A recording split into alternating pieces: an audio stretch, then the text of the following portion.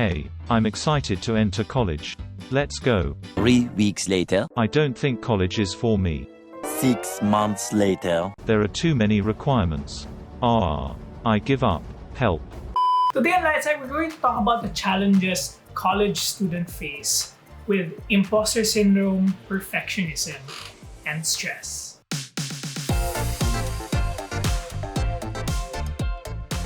Before we get into the nitty-gritty parts of today's video, let's start off by defining some terms. Imposter syndrome, or the imposter phenomenon, is when individuals who have high achievements fail to recognize their achievements as being rightfully earned.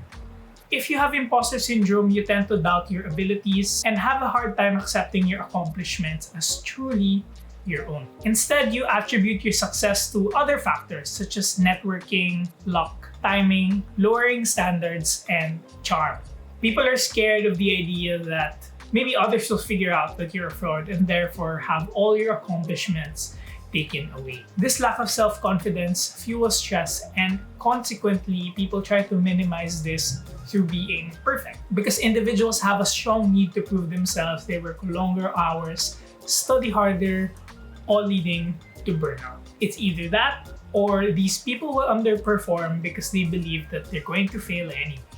Next up, perfectionism. It is a personality trait that makes people more susceptible to imposter syndrome.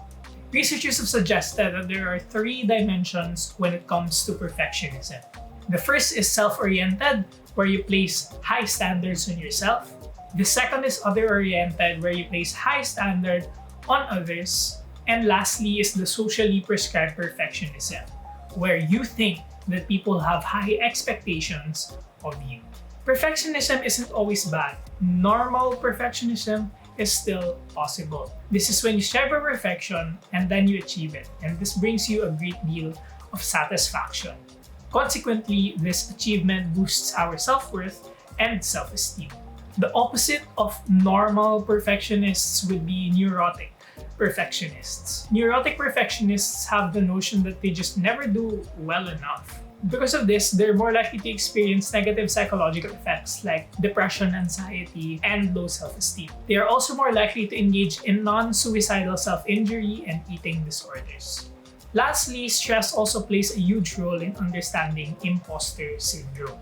Stress, as many of us know, is a health issue that can cause hardships, worries, and unhappiness. For college students, it has direct implications on their school performance. In particular, first-generation students, or the first in their family to attend college, reported more stress when compared to continuing generation students. It has also been found that first-generation students have less emotional support from their families as opposed to continuing generations. This gives insight into why there are lower retention rates for first-generation students, especially among females. Stress has also been associated with how one feels to be a perfectionist. The college environment induces a lot of stress through implicit and explicit stressors like reaching a grade requirement, thus putting high-achieving students at a greater risk of feeling like a fraud in their college experience. Now let's examine how all 3 interact in a college environment. First, researchers found that there is no significant difference in stress levels between first-generation students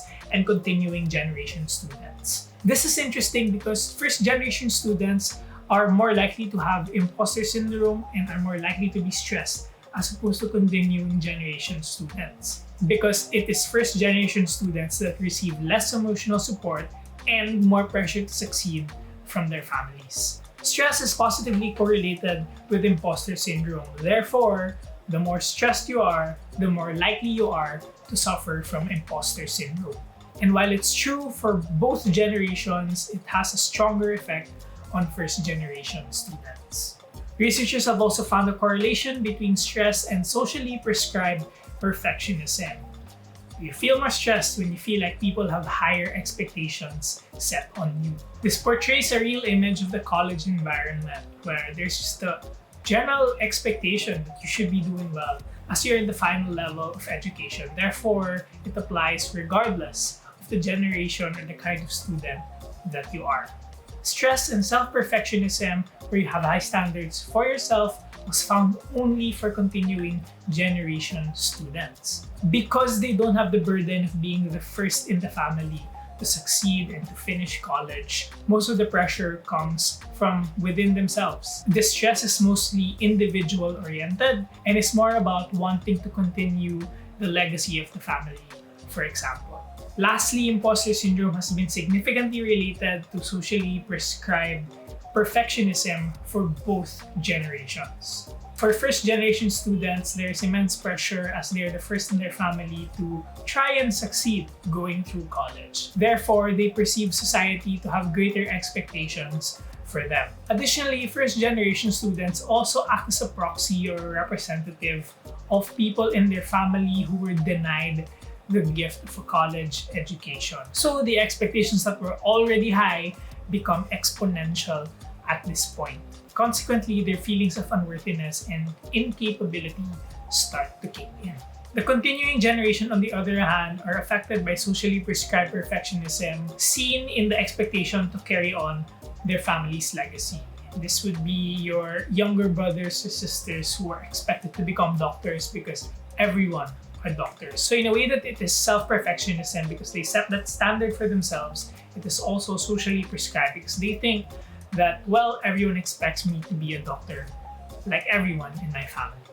Continuing generations face the opposite rhetoric as first generation, where they're expected to not succeed and be just not as well suited to the demands and challenges of college life, unlike their older siblings. So what can we do about this? College campuses need to be more proactive in offering therapy, counseling, and psychological services for students who deal with pressure in their everyday lives. Educating the student body on imposter syndrome will ease some of the thoughts asking, do I belong here?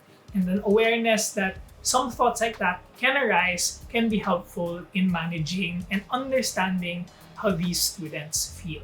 And this isn't in the study, but any form of social support, especially from family, friends, and loved ones, will always be welcome on top of individual pursuits to gain better mental health through meditation or seeking therapy. For those who feel like they're a fraud and that they don't deserve the accomplishments that they have in life right now, don't be afraid to talk about and share those feelings. Talk to your friends, family, and professionals if you can. Don't focus on doing things perfectly. Do things reasonably well in a manner that respects your boundaries and still allows you to enjoy your time in school. Comment below your biggest college problem and how you dealt with it. Follow us at LitePsych on Instagram and hit the subscribe and bell notification so you never miss out on the latest psychology and simple terminology. This is Jim for our students there. Keep fighting. We believe in you. Thanks for watching.